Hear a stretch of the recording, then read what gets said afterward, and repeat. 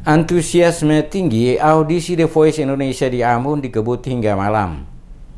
Audisi The Voice Indonesia 2018 menyinggahi kota Ambon pada Sabtu 28 Juli 2018 kemarin. Audisi yang diselenggarakan di Menisi Hotel berlangsung hingga malam karena tingginya antusiasme warga yang terus berdatangan dari berbagai daerah. Proses pendaftaran ditutup hingga pukul 18.00 waktu Indonesia Timur dengan jumlah peserta mencapai 230 orang. Asisten produksi GTV Stefanus Rizky Harmon menyatakan dipilihnya kota Ambon mengingat perkembangan antusiasme peserta yang bagus saat tidak adakan di sebelumnya. Pertimbangan tim event dari GTV mengadakan audisi di kota bertajuk City of Music ini terbukti dengan hadirnya ratusan peserta audisi yang bahkan telah mengantre sejak jam 06.30 waktu Indonesia Timur hingga ditutupnya pendaftaran audisi pukul 18.00 waktu Indonesia Timur. Bahkan karena banyaknya peserta audisi membuat juri harus bekerja keras untuk meningkatkan kriteria lolos ke tahap selanjutnya. Peserta audisi The Voice Indonesia yang dikhususkan untuk usia 16 tahun ke atas itu diselenggarakan GTV bekerjasama dengan DMS Media Group. Peserta audisi menjalani 2 tahap seleksi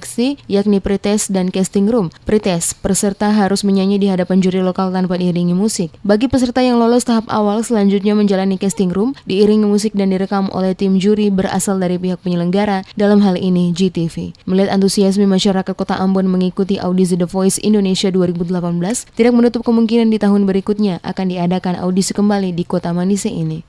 Kenapa kita pilih kota Ambon?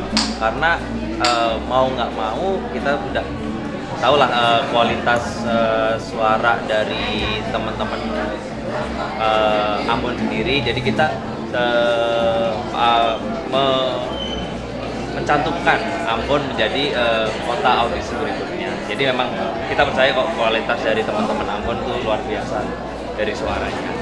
Diana Karen, salah satu peserta, mengapresiasi audisi di kota Ambon karena ajang The Voice Indonesia menjadi peluang baginya untuk menjadi superstar, sekaligus memberi peluang bagi lahirnya artis muda bertalenta dari Ambon dapat berkiprah di ranah musik nasional. Persiapannya paling cuman latihan-latihan nyanyi di rumah, depan cermin, ya paling cuman kayak gitu. Tapi kalau untuk nyanyi sih selama ini udah biasa nyanyi kalau acara-acara pernikahan, ya paling belajar dari si basicnya. Jadi kalau buat saya sih semakin memperbanyak prestasi ya itu juga pasti jadi modal buat ke ajang-ajang seperti itu.